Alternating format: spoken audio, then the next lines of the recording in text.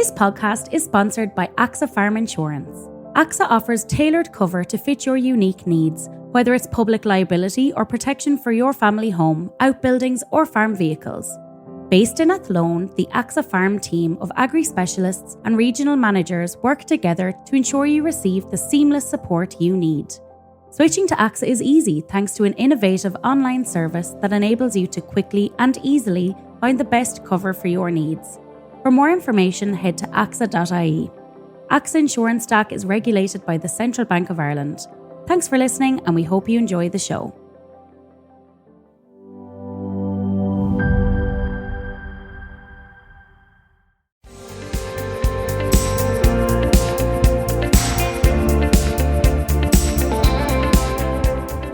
Hello and welcome to the Farming Week, the podcast from Agriland that keeps you up to date with all the latest in Irish agriculture. I'm Francess McDonnell, and joining me on this edition is Aisling O'Brien, and we'll also be hearing from Louise, Hickey and Charles O'Donnell, who's been reporting for Agriland from Brussels. But first of all, let's talk about the result of a vote that's going to change the landscape. You'll be glad to hear it's not about the US elections, but instead it is a result of a vote that will mean a change in the co-op landscape here in Ireland. Louise, what was the outcome of the vote on the proposed merger between Arrabawn and Tipperary? Yes, Francis. So members of Arrabawn Co-op and Tipperary Co-op both had separate votes today where they voted in favour of the two co-ops merging. There was high support across the board with 94.8% of voters supporting the deal at Tipperary Co-op and 94.4% at Arrabawn. Obviously it surpassed the required 75% plus vote in favour of the merger. The decision was coming for a while now. In September, the co-ops first entered exclusive discussions to combine their operations, the idea being to create a stronger entity within the Irish dairy industry. The boards then met separately in Nenagh and Tipperary to discuss the proposed amalgamation following the completion of thorough due diligence by independent experts on both sides. There are a few more bridges to cross now before the merger will be fully in place. Its formal establishment will require regulatory and other approvals, including from the Competition and Consumer Protection Commission. When it is cleared, however, the joint co-ops will be known as Arrabawn Tipperary Cooperative Society. It will be owned and controlled by 4,800 members with more than 1,400 milk suppliers supplying almost 750 million litres of milk annually. The approval of the merger was welcomed by the chairs of the merging co-ops. Arrabawn Chair Edward Carr said it is a historic day. The merger will bring substantial benefits for the co-op, positioning it as a strong competitor both nationally and internationally within Ireland's agricultural sector. Chair of the Tipperary Co-op, William Ryan, said it will have a valuable product mix with streamlined processes, which is key to maximising milk price return. At the moment, before the changes are fully in place, Arrabawn alone collects milk from over 1,000 shareholder farmers, generating a turnover of €403 million per year. It comprises food ingredients and agricultural business units that produce a range of B2B and dairy consumer products. These include food ingredients, operations, skim milk, powder, butter and whey. Tipperary Co-op has over 400 suppliers, all situated within a 40-kilometre radius of the processing site. It has a dairy milk pool of over 1 million litres, allowing the production of a wide range of dairy products and ingredients such as cheese, butter, milk and powdered ingredients. Thanks, Louise. And big changes there for thousands of farmers down the country. But let's just stay with the dairy sector for a while. And Aisling O'Brien joins me now because there's been quite a bit happening on that front this week. Yes, there has. Positivity on the global dairy markets, I suppose, translating into a call from the Irish Creamery Milk Suppliers Association this week on the processors and the co-ops to increase the October milk prices. Obviously, we're going to hear announcements over the coming week or two, Francis, from the different processors about what their base price will be for last month's supplies. So the chair of the ICMSA Dairy Committee, Noel Murphy, said this week that all co-ops and milk purchasers have to reflect the ongoing buoyancy in the milk market. And he said there were some very questionable differences in the prices being paid by various co-ops around the country. And he said that there were only 2 payments left in the year that would allow what he said was a degree of necessary realignment. Now, he did point to the fact that obviously the weather, I'm sitting here in a t-shirt in nearly mid-November, Francis. It's so mild this week, but that weather has been a real tonic for farmers across the country. Obviously, they came into this year in very, very difficult weather conditions. So the favourable conditions have allowed people to save on fodder. And I suppose it's just helped farmers' mental well-being as well coming into the back end of the year. Now, Noel Murphy pointed to markets being in a positive place. He did point to the Ornua Purchase Price Index, the PPI for October, increasing, and also for a positive result from the latest GDT, that's the Global Dairy Trade auction as well. And he pointed to maybe a tentative restoration of confidence in the global dairy markets. And he said that also gives farmers a chance to earn more based on higher prices for higher volumes. And look, it is interesting looking at the Ornua PPI. It did rise slightly for the month of October after deducting the estimated processing costs of 9.1 cent a litre for the month. It implies an indicative return of 44.9 cent a litre, which is flat from the previous month's corresponding return, and the return is inclusive of 4.8% VAT for milk at 3.6% fat and 3.3% protein, which is net of Ornua's cost to market, they said. Now, the co-op said that the results reflect stable market returns throughout the month of October. And looking to that GDT auction that was held this week, it resulted in the price index for the GDT increasing by 4.8%. Of course, that auction is held twice every month and seen as a good price indicator for various dairy commodities and dairy ingredients. About 70 countries taking part, including Ireland, in those auctions.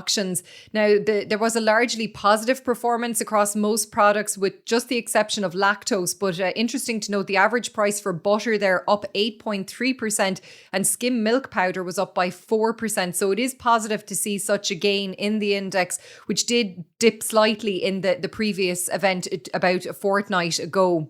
Now, we also got new figures as well this week from the Central Statistics Office, which shows that milk supplied to processors and co-ops bounced by 6 million litres in September of 2024 when compared to the same month last year. Now, the CSO said that domestic milk intake was estimated at just under 770 million litres for the month of September. And they said that the domestic milk intake, it was up by about 0.8% compared to 12 months previously. Now, when you look at the period, the 9-month period from January to September, the domestic milk intake for that period stood at just shy of 7 billion litres, which actually represents a fall of 4.1% compared with the corresponding value between the same period then in 2023. So look, that does point to the drop in volumes that we have seen across the year, Francis, that processors and co-ops have been reporting to us as well. And that seems to have continued when you look at the year as a whole to date from those CSO figures. Yeah, but we're seeing a much more upbeat outlook, I think, as we're heading into 2025. Well, it seems to be, from what Noel Murphy is saying, that there seems to be tentative signs and progress and some green shoots, hopefully, on the markets. Look, I suppose a lot of farmers, maybe the spring calving herds, will be looking towards drying off in the coming weeks ahead, Francis, as well. So, you know, the last couple of checks of the year are important. But yeah, look, it is good to see positivity out there on the global markets.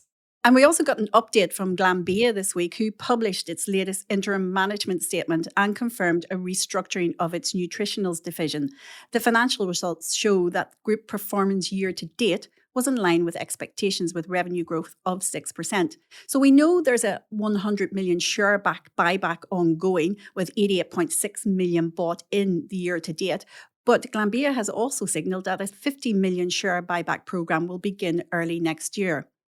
Now, as I mentioned earlier, Charles O'Donnell has been on the ground reporting from Brussels for us this week. So what has been going on in the European Parliament, Charles? Yes, Francis, I was in Brussels this week during the key confirmation hearings of the new members of the European Commission. These hearings, held before members of the European Parliament, are required before the Parliament can confirm the new commissioners in their assigned roles. Of course, for Ireland, the interest was on Michael McGrath, who had his hearing on Tuesday for the Justice portfolio. But in terms of agriculture and all things rural, the interest was in Luxembourg's Christoph Hansen, who has been assigned the agriculture brief. His hearing was held on Monday evening, and the general consensus was that he performed well and he seemed to know his stuff. He is himself from a farming background, and notably, he spoke about his late brother, who ran the family farm and who died in an accident at home. Hansen gave what Irish MEP Maria Walsh called a lived experience answer in describing the pressure that placed on him in dealing with his family affairs in the wake of the tragedy. Another notable moment was his response to a question from Luke Ming Flanagan on redistribution or front-loading of Pillar 1 payments under the Common Agricultural Policy. Hansen floated the idea that a mandatory increase in the amount of Pillar 1 funding that is front-loaded to a certain number of hectares should be put back on the table. At the moment, 10% of Pillar 1 funds are ring-fenced for that purpose, which in Ireland is done through the CRIS payment. However, very few member states have gone above the minimum figure of 10%, despite having the discretion to do so. Hansen suggested revisiting that figure and effectively increasing it. He said that a situation in which extremely wealthy people and businesses were able to avail of cap funding at the expense of farmers was not a cap he wanted to stand for. Generational renewal was also a key point with Hansen. He said that he wants farming to entice young people again, and he warned that Europe is heading towards a demographic cliff in terms of the farming community. So all things considered, it seems like Hansen left a favourable impression on MEPs, enough that the MEPs who grilled him voted to endorse him as Commissioner. This will not be official until the whole College of Commissioners is confirmed by a vote in the whole Parliament, but barring any unexpected surprises, Hansen will be the next European Commissioner for Agriculture. With that in mind, I spoke to a number of Irish MEPs to get their impressions of Hansen and what they expect of him going forward. And here's what one of them, Billy Kelleher, had to say. Well, he comes across as competent. We met him in advance of the hearings. We did discuss many of the important issues that are relevant to Ireland. So the nitrates derogation, for example, was a key issue, the Mercosur agreement. But beyond that as well, to ensure the strategic dialogue that we engaged with over the last number of months, consulting with stakeholders, farmers, the broader agri-food industry, and the politicians themselves to ensure that when we are bringing forward policies, we're not overly burdening farmers with regulation. And we have to be very conscious of that. That was one of the biggest issues that was raised during the European elections. And Commissioner Hansen is quite aware of that now. And I hope that he acts on that to ensure that when policies are being formulated, an assessment is made of whether or not there is a huge burden being placed on farmers by regulation or not. And that was the MEP Billy Kelleher chatting to Charles O'Donnell in Brussels earlier this week. Now, one major issue that the new Commissioner for Agriculture and Food was keen to highlight is specifically around generational renewal. And Aisling, that's also been high on the agenda here in Ireland this week. Yes, Frances, that's correct, because the recently formed Commission on Generational Renewal in Farming, which was of course established by the Minister for Agriculture, Charlie McConalogue, it is holding its first meeting in Dublin today, Thursday, as we're recording. Now, the Commission is chaired by Aidan O'Driscoll, who himself is the chair of Ornua. And it's all tasked with examining the challenges and the complexities around the whole area of succession. Now, there's 7 members of this group, and it's due to present its findings and its recommendations to the new government by the end of next June. So a very tight window here for them to carry out what is a very complex piece of work and a very tricky area as well. And Aisling Meehan, she's an agricultural solicitor in County Clare, and she's among the members of this new commission, and she spoke to around 300 farmers who attended an IFA meeting in Tralee here in my own county of Kerry on Wednesday night, and it was all focused on generational renewal. And she told us that over the coming months this new commission is going to be looking at ways to get land over quicker to the younger generation and to also encourage people into the farming sector. And she said that they're going to explore the possibility of a farmer retirement scheme, and they would be looking at models used in other European countries. Of course, succession is not an issue that is unique to this country. It is seen right across Europe as well and beyond.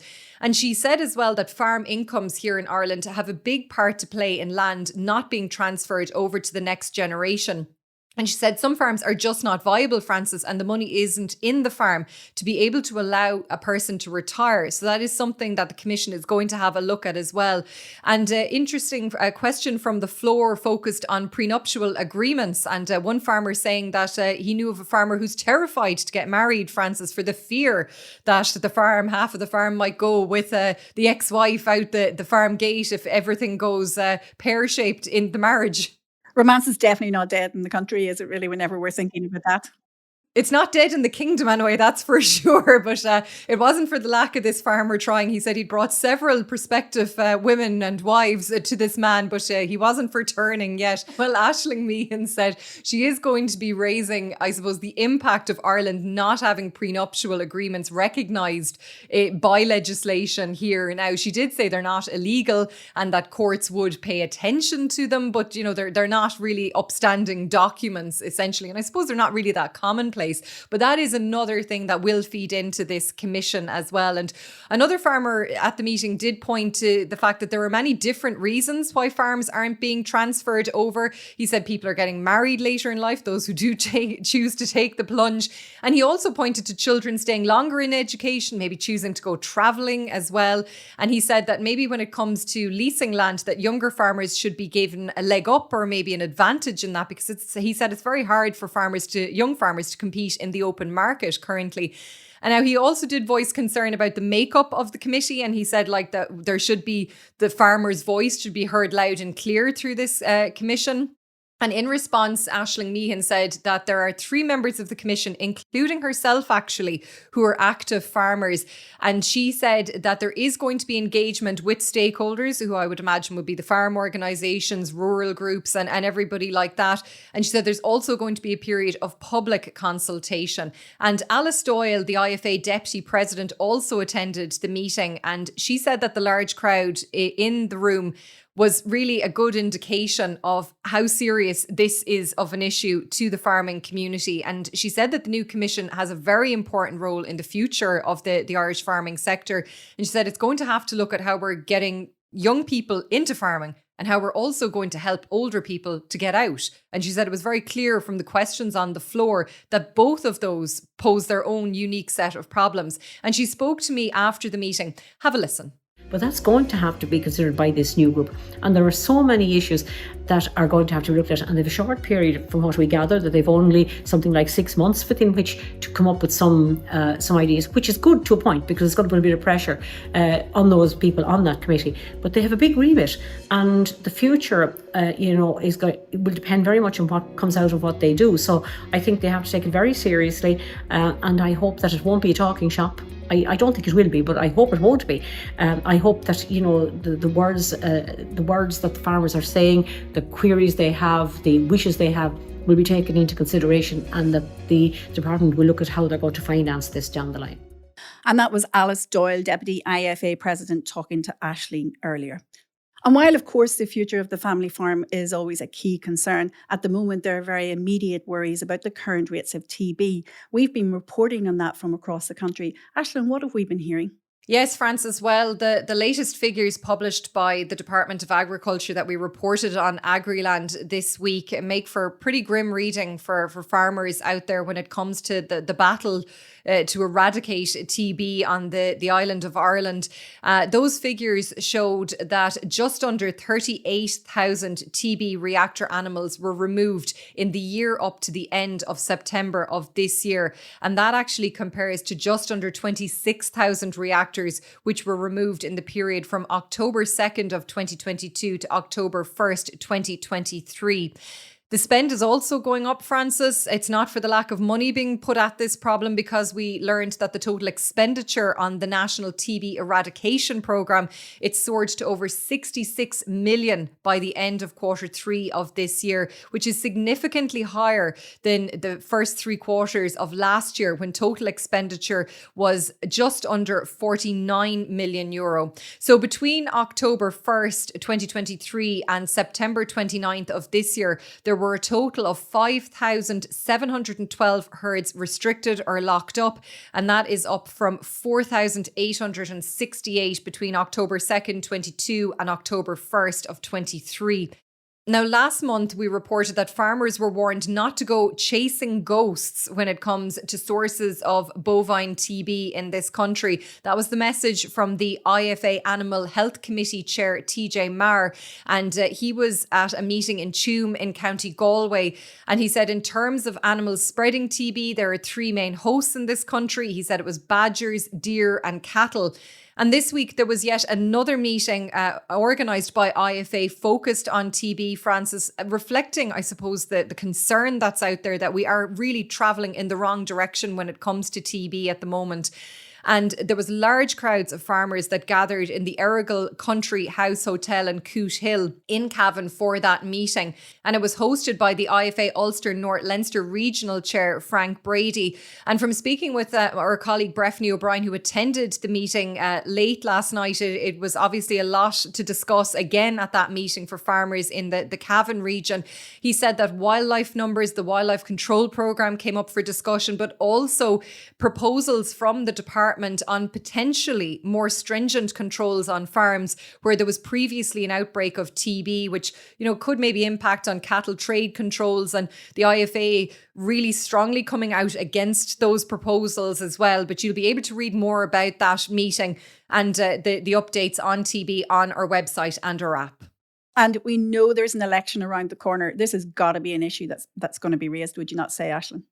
Well, I think so, Frances, because I think any farm or any farmer who knows a farmer who has been locked up with TB or who has gone the full run of it and has been depopulated knows the devastation it can cause, not just immediately, but I have met farmers, Frances, who this has happened to years ago and they still carry the scars. And the fact now that I was speaking to farmers actually this week at that IFA meeting, and although TB wasn't raised, it was brought up to me that there were several farmers in the room who'd never, ever, ever previously had TB on their farm, and they have come down with reactors this year. So something is going on out there and something really does need to be done.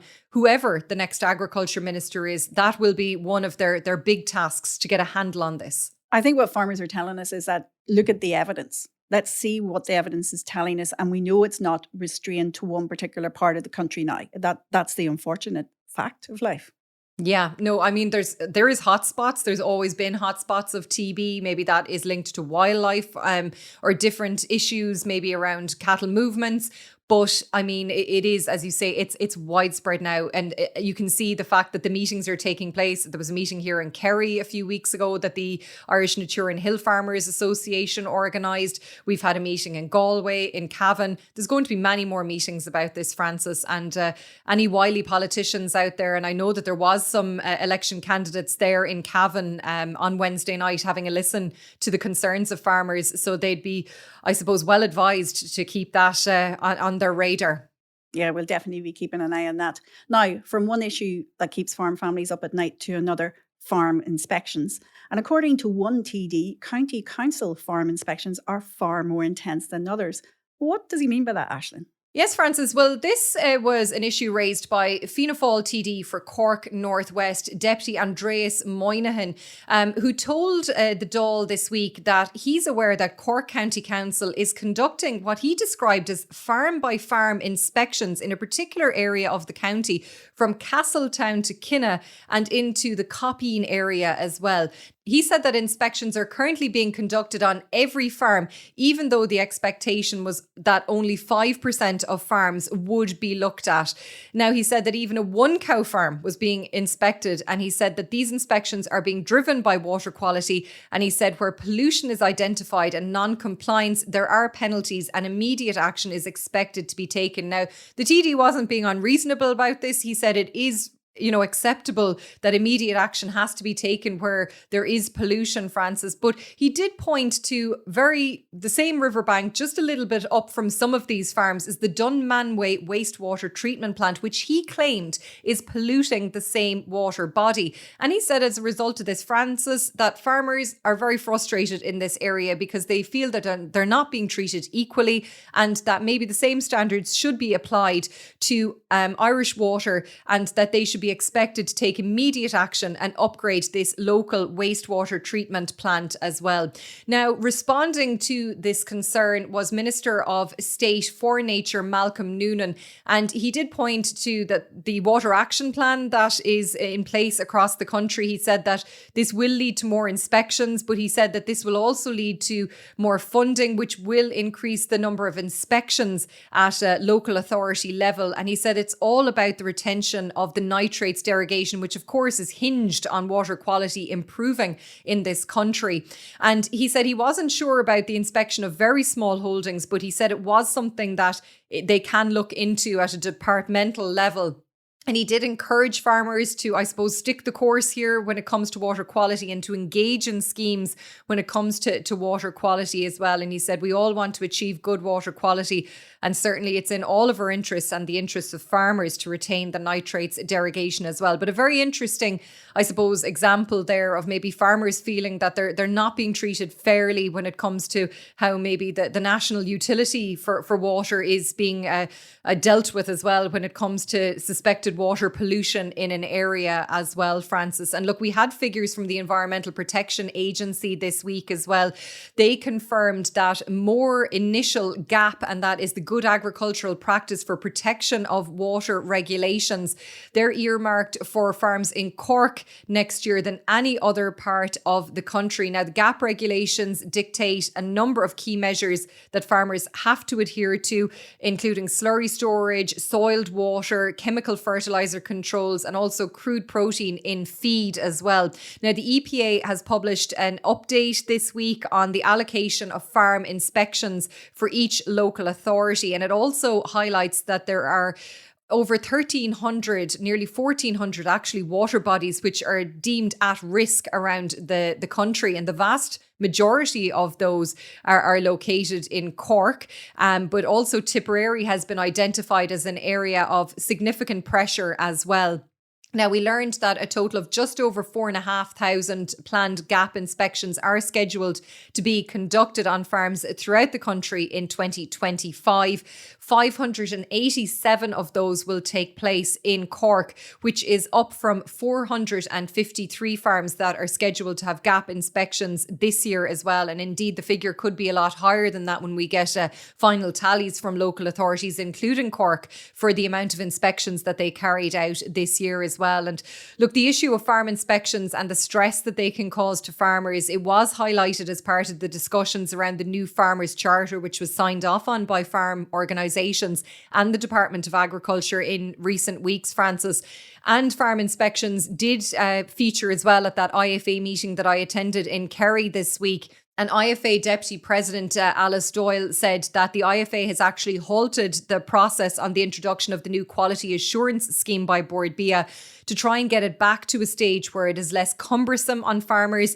And she said that a QA scheme, it has to be in place because that's what the markets dictate. And we are a net exporter of goods in this country, of agri-food produce. So we need to have a quality assurance scheme in place. But she said that doesn't mean that the inspection has to be so cumbersome that it is putting people over the edge, in her words. So, people are very keenly aware of, the stress that farm inspections cause, but a very interesting example in Cork this week for sure. Yeah, and something else that links into that, and our listeners might be interested to know about it, is that a public consultation on the draft additional measures for the 5th Nitrates Action Programme, that SNAP, and the Natura Impact Statement have been launched. Now, you can see those in the Department of Housing's website. There's lots of proposals there that will have an impact on farmers. It's all to do with protecting water quality, which we've been talking about before. But that interim review additional measures, they're all available there to look at, and they're on the Department of Housing's website. So just before we leave you, we've got some time to take a very quick look at the latest updates on schemes and payments. So Aisling, is there any money in the pipeline this week?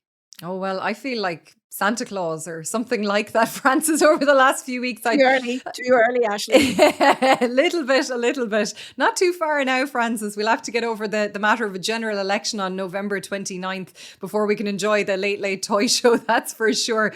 But I'll start with good news this week, because more money is coming, as you say, for sheep farmers this time, because we have advance payments being issued to 15,500 farmers who are taking part in the National Sheep Welfare Scheme.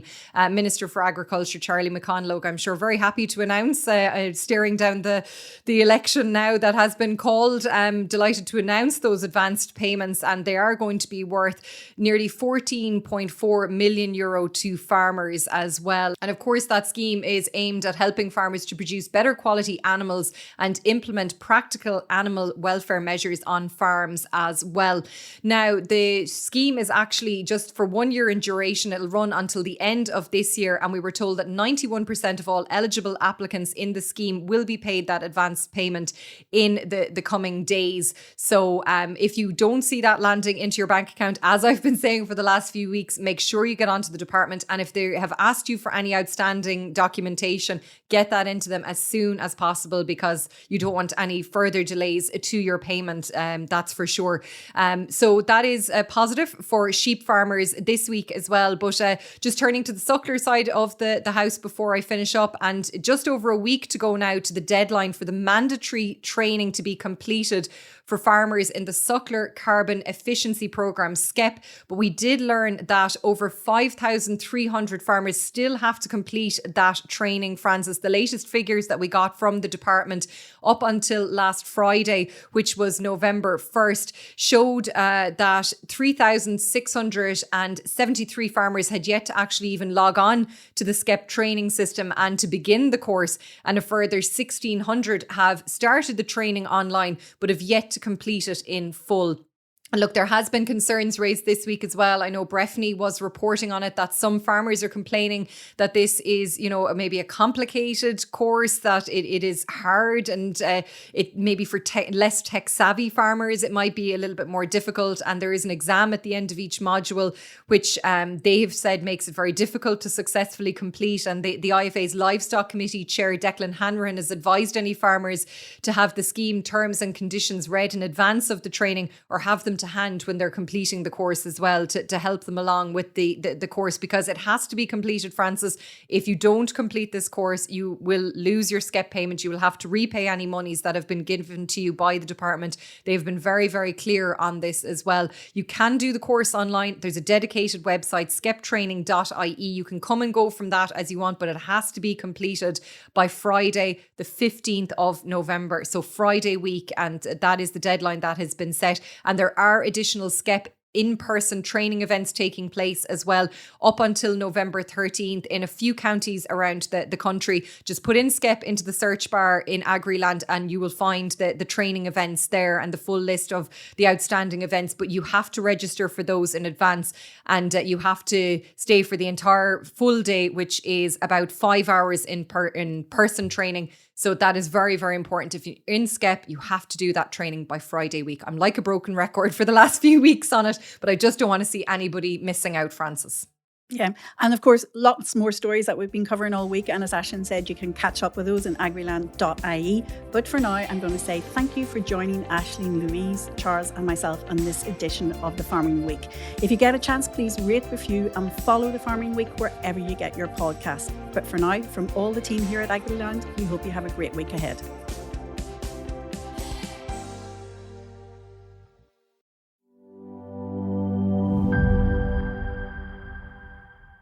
This podcast is sponsored by AXA Farm Insurance. AXA offers tailored cover to fit your unique needs, whether it's public liability or protection for your family home, outbuildings or farm vehicles. Based in Athlone, the AXA Farm team of agri-specialists and regional managers work together to ensure you receive the seamless support you need. Switching to AXA is easy thanks to an innovative online service that enables you to quickly and easily find the best cover for your needs. For more information, head to axa.ie. AXA Insurance Stack is regulated by the Central Bank of Ireland.